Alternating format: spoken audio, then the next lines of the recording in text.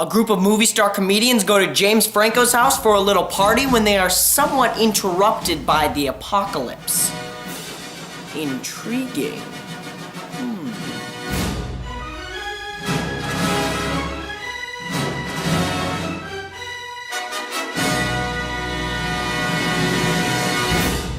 Alright, so This Is the End stars almost every actor in relation to Seth Rogen. And let's not forget Emma Watson. This movie was like the Avengers for movie star comedians, so naturally my expectations were pretty high. And the question is, was I heavily disappointed or delightfully satisfied? And I'll just say, yeah, this movie was pretty freaking hilarious and just plain awesome. Almost every joke hits a home run, and if you didn't know, all the actors play themselves, or a spoof of themselves. And it is just crafted with pure brilliance. But the people who really stick out in my eyes are Jonah Hill and Michael Cera. First, let's talk about Michael Cera. He isn't exactly a stereotype of himself, but more of the exact opposite of how he supposedly acts. He isn't really in it much, but he basically plays a drugged up partying ladies man, and it is hysterical. Jonah Hill, on the other hand, plays the nice guy rendition that everybody makes of him. And if there's anyone that I'll remember from this movie, it is definitely him. Bam, bam, bam, oh, bam.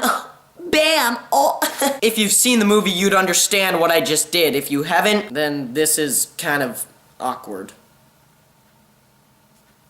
Also, there's a particular cameo in the third act of this movie, which I won't spoil for you guys, that just had me on the floor laughing. And although there are a lot of potty jokes, and when I say potty jokes, you know what I mean, there are also a lot of clever movie references that us movie buffs will just eat up. There's a scene where Rogen, Franco, and McBride attempt to make a sequel to the Pineapple Express movie, and honestly, it is simply priceless. Some jokes refer back to some of the crappy movies that the group of actors have made in the past. And I like how they can make fun of themselves and take light of some of the stupid movie decisions they've made. I was laughing hard all the way through the movie, and there only was a minimal amount of jokes that fell a tad short. But I was always excited for the next scene to see what they had in store. The only few problems that I had with this movie is that it was just a little too long. But then again, I was always laughing. But maybe, just maybe, if it were cut just a little shorter, then it would be perfect. Also, it's really predictable at some points. Don't get me wrong, at some parts I was actually really surprised to see the direction that the movie was taking. But there were parts where I could literally narrate exactly what was gonna happen. And because it's an apocalypse movie, or spoof thereof, there are some CGI demons and monsters. And let me just say, these creatures looked like they were created in Windows Movie Maker. But in that perspective, it can kind of be forgiven because it's a comedy and in the form of a spoof.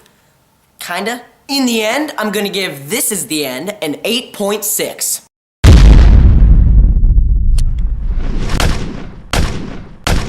If you're a huge fan of the movies that these actors have made, then you're gonna absolutely adore this movie. If that's not so much the case, you won't like it as much, but you'll still enjoy yourself. This movie is just so funny, and despite its few problems, I really recommend you go see it. Also, make sure to stay tuned for the next couple of days for my review of the latest Superman film, The Man of Steel. Well, that's it for today, guys. Thanks for watching, and if you have any comments or suggestions, just put them down in the comment box below and click the subscribe button.